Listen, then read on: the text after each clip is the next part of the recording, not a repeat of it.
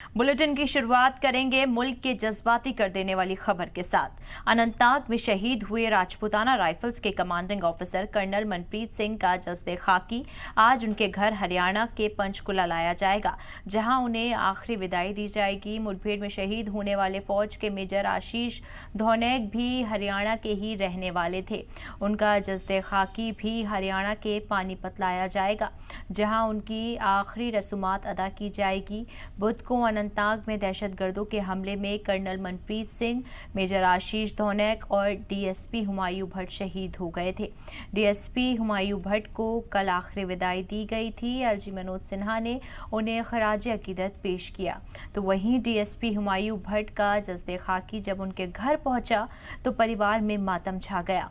हुमायूं भट्ट के वालिद गुलाम हसन भट्ट जम्मू कश्मीर पुलिस में डीआईजी रह चुके हैं।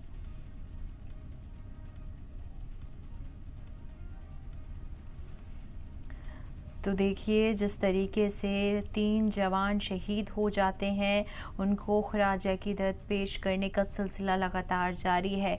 एक तरफ तो जहां एक जवान कल ही अलविदा कह चुका, आखिरी रसूमात जिसकी अदा कर दी गई, तो वहीं आज दो जवान ऐसे होंगे जिनकी आखिरी रसूमात अदा की जाएगी।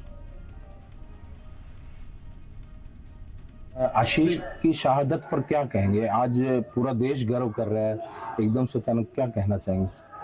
देखो, शहीद हुआ गर्व की बात है कि हमारा लड़का देश के लिए शहीद हुआ है, बट दुख भी है, बहुत ज्यादा दुख है, गुस्सा भी है। गुस्सा किस बात को है?